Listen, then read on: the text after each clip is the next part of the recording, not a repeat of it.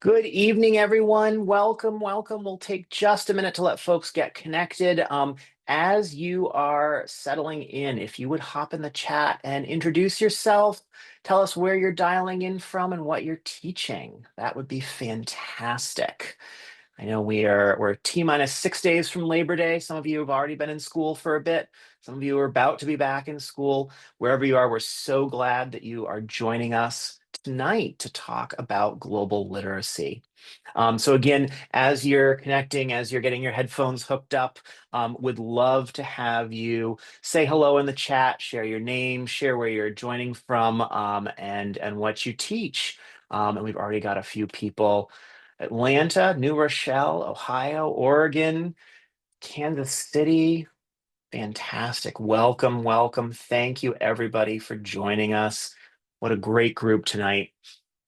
All right. So let's go ahead and dive in. But please, continue to introduce yourselves as we progress. So we're here tonight to talk about back to school, and in particular, we are going to be talking about global literacy. Um, Before we dive in, just a couple of words about myself and CFR Education. My name is Charlie Hopkins. I'm the Managing Director of Teaching and Learning here at CFR. I come to this work. I've been here for about 7 years, working with instructors like you, helping to support teaching in a variety of levels, a variety of different classes, producing some of the content that we'll be looking at tonight. And before that, I spent a decade as a high school social studies teacher. Um, and CFR Education, we are the educational arm of the Council on Foreign Relations. And what we do is help students understand and engage with today's most pressing issues. In particular, we'll talk this evening about how we do that by supporting global literacy. Um, Bringing global affairs to life. This is our sort of our theme for the year. Cut through the noise, connect the dots, and cultivate global literacy. And this kind of points not just to what we do, we cultivate global literacy, but why we do it. Because there is so much noise out there and so many dots that could really use connecting and that students could benefit from the connecting of. I think we are living in a world where there's a heck of a lot of news for us to pay attention to. We are seeing everything from challenges like, climate change or immigration policy. We are looking at wars and conflicts abroad in Gaza and Ukraine, elsewhere. There's a lot of conversation online. Some of it is fruitful conversation, some of it is less than fruitful conversation. And I think our students are just in a media environment that is saturated with noise. Um, and so there is such value in being able to connect the dots for them, giving them the tools to see something in the news and be able to figure out how it fits into their world. And to do that, we think that one of the keys is building our students' global literacy. So what is global literacy? Here at CFR Education, we think about global literacy in three categories, and those are knowledge, skills, and perspective. And you really can't be globally literate if you only work on one of them. We see these as three different facets of global literacy that have to come together. There's a quick one sentence definition here at the bottom. Global literacy is the ability to understand and engage effectively in today's interconnected world. And our world truly is interconnected and more so every day. I think in some ways this is really obvious. We have people moving around the world, migrating from one country to another for various reasons. We're all learning an awful lot about the global trade system, as there's a lot of conversation about tariffs and free trade agreements and foreign investment decisions. Even folks, I think students who may say, oh, I'm going to live in the state I grew up in, and why do I need to know about the world? Um, Issues like climate change are going to affect agriculture in their local community, in our globalized economy. Whatever job they have is going to be shaped by international supply chains.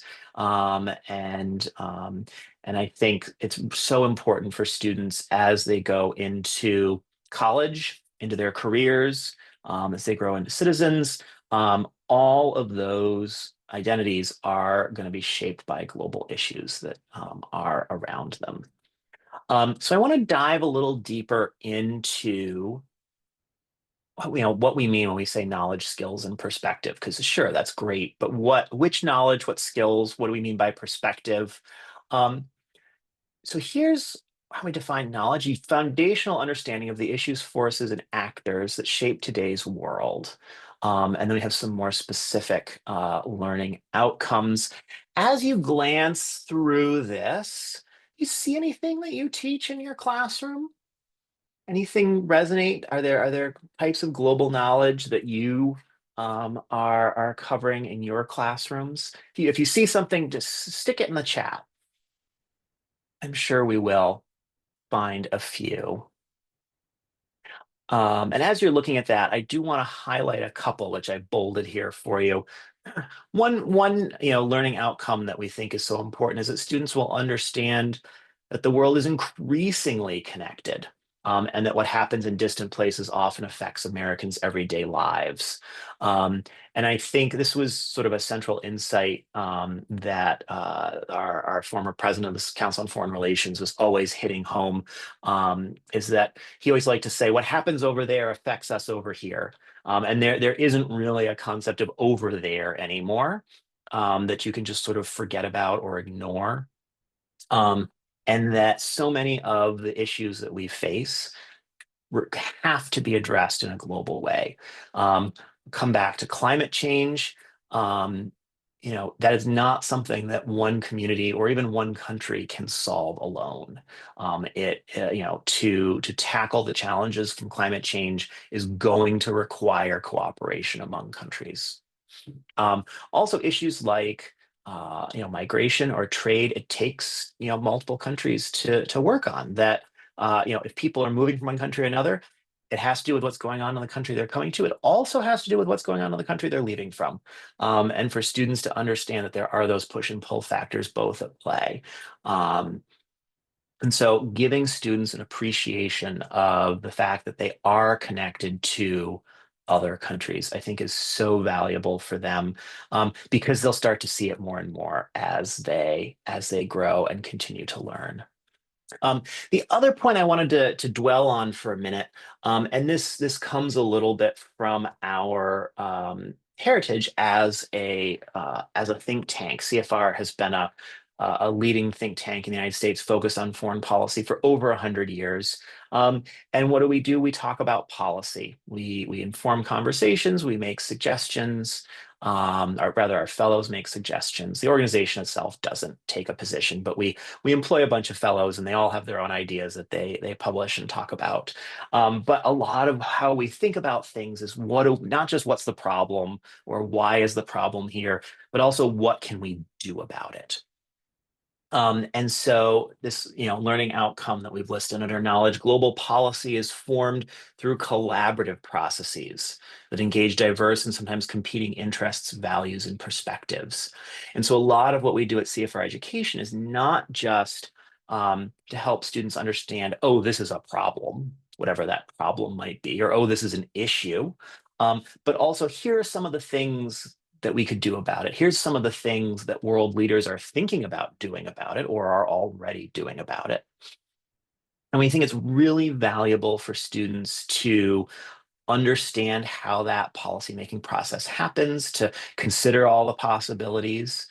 And so that, if they're either, observing it happen, as they read in the news about, a new policy that's being passed, or if they, are watching and they want to get involved, either they want to pursue a career in government, or in advocacy, or they want to, community organizing or writing letters or whatever that might be to get involved in trying to create policies that address global issues.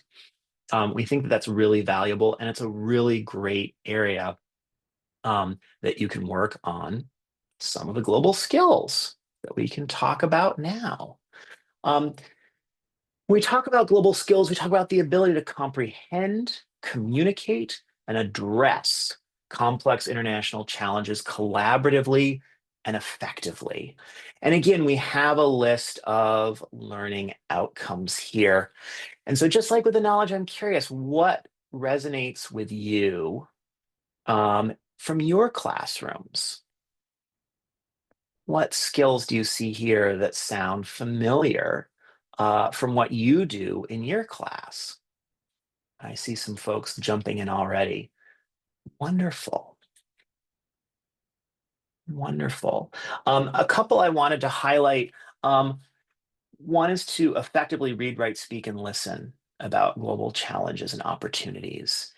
And I think, not for nothing, but in this age where AI can, write a, moderately good essay sometimes, um, we do really believe in interaction, dialogue, face to face, the speaking and listening, and not just the writing. I think can be really valuable. And in our lives and work, like sometimes when I think back to my college education and how much I wrote and how little I spoke, and then I look at what I do in work, and how much I speak and how little I write, I think all of these are really, really important. Um, and these are skills that are not just, the high school current events class or the college political science class. A lot are skills that are going to span across a number of disciplines. The other point I wanted to dwell on was this other bolded one to analyze historical, geographic, and political context behind current events and issues. Now, my first teacher mentor when I first got out of college and was started my first teaching job was this really talented history teacher, and he always liked to remind folks that context comes from the same Latin root as textile, and it means to weave. Um, and I think that is what we're hoping to do with students is to help them take some global event or issue that might be completely new to them and find a way to weave it into what they already know. We have to start working with them to build the fabric of their knowledge. That's that global literacy. And then give them the tools to take that new event, that new issue, and weave it in so they can find a place for it, figure out how it fits into what they already know, and that makes it that much easier for them to engage with it, think about it, deal with it, wrap their brains around it. It's that connecting the dots that we talked about at the top. And so that is so, so valuable for them to be able to put things into context. And there's a lot of other great ones here. I see a number of them in the chat as well. And so, thirdly, we have perspective, which for us we say is an understanding of and respect for different viewpoints and priorities. And so, I'm curious in your classrooms, how do you build global perspectives? How do you find ways to develop students' global perspective? What here resonates with what you're doing, what your students do in your classroom? A couple of things I want to dwell on here is the idea of nuance, which I think is such a valuable habit of mind for students to look for nuance and to think in nuanced ways. And we do a lot to encourage students to not see issues as yes, no, black, white, win, lose, but instead to see a range of possibilities, and to think about things in a complex way. And we'll talk a little bit more in a minute. We're going to take a look at a couple of resources from CFR Education. We'll talk about some of the structures we use to build, nuanced perspectives. Um, and then the other one is just to be able to understand global affairs from the point of view of others, to be able to for students to be able to put themselves in the shoes of other people, especially people they might not agree with immediately or identify with. And that flexibility, that ability to stop and consider what someone else might think or what they might bring to the table, what baggage they might be carrying as they consider an issue. Um, those are all such valuable skills for students in the classroom and well beyond. So I wanted to talk a little bit, feature a resource that does help to build global literacy. But before we dive deep into that, a couple of things I want to say about our overall collection of resources. The first thing I want you to know about CFR Education resources is they are completely free. You do not need to get a purchase order, get budget approval. Everything is free. And closely tied to that is that no login is required. You don't need to figure out how to distribute passwords or get access codes. We want there to be as few barriers as possible between your students and building global literacy. Um, as I mentioned a little bit before, CFR and therefore CFR education are nonpartisan. We do not represent any particular political party or ideology. We're independent. We are our own nonprofit, funded philanthropically, and we're non-governmental. Sometimes people ask me, "Oh, you work for the government?" No, we do not work for the government. Um, and there's a lot of people here who have worked for the government, and they bring valuable experience. Um, and they have worked for a variety of political parties and presidential administrations. I think the last guy who worked under the Carter administration may have now retired, but from Reagan on, we've got people who've worked for one party or the other, plenty who've worked for both, as well as fellows who come from academia, um, from the civil service and the foreign service, ex-ambassadors and things like that. And those fellows allow us to have all of our resources be expert informed. So folks who've been studying these issues or these countries for usually decades. And so we at CFR Education, we have a team of teachers and writers and multimedia experts who work on making these resources accessible and interesting and easy to read. But we are always building on the work of the fellows at CFR, who are who are doing the research and who are consulting with us about what to making sure that we're covering issues completely in a balanced way, that we're thinking about all the perspectives that we should be thinking about. And that is so, so important um, to what we do.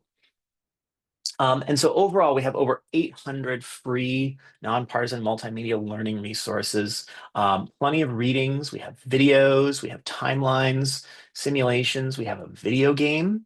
And then along with that, we have teaching resources, lesson plans, activities, discussion questions, which are aligned to a range of different courses.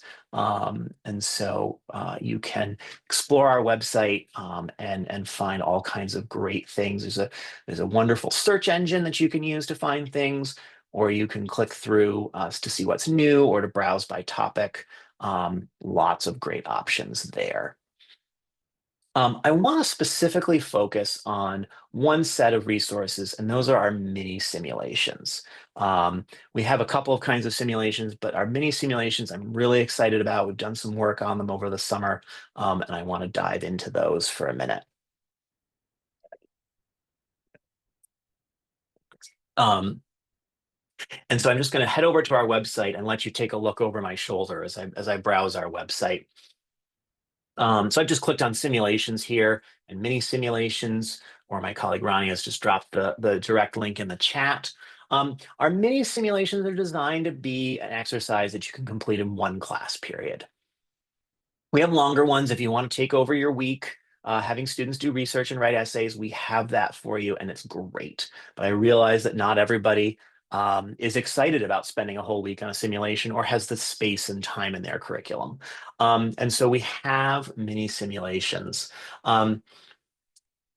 One day, maybe two if you want to take your time with it and you have short classes. One thing that I'm really excited about is that we have expanded instructions. And I actually want to start over here with the how-to video. We have about a 5-minute animated video. If you're not familiar with simulations or you're feeling a little uncomfortable with our mini simulations, it's a fantastic introduction, help you kind of wrap your head around what does the whole process look like. It's just 5 minutes, some valuable tips, but also just helps you to visualize what is the arc of what's going to happen, how you prepare, what will happen during class, what the reflection after class could look like.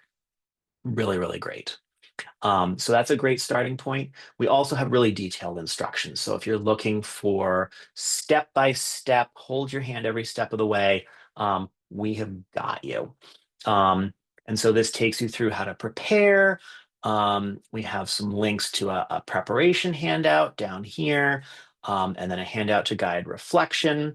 We have notes really like, 15-minute block by 15-minute block through your class, how you might organize it, what will happen in each round of the discussion.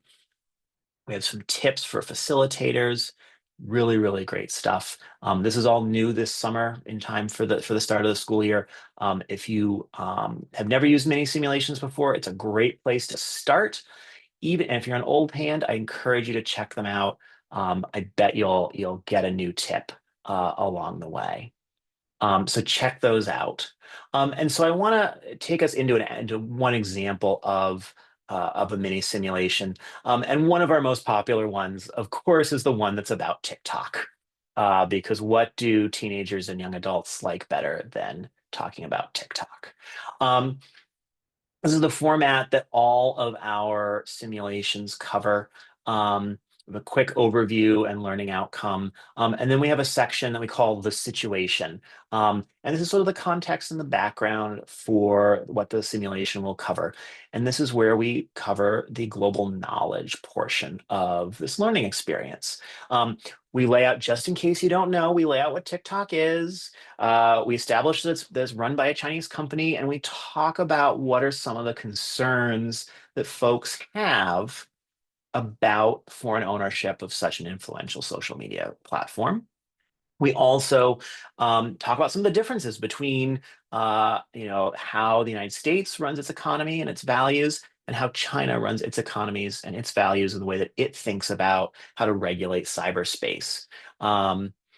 We even, towards the end, talk about some of the multilateral attempts to kind of come to an international understanding about how to govern the internet.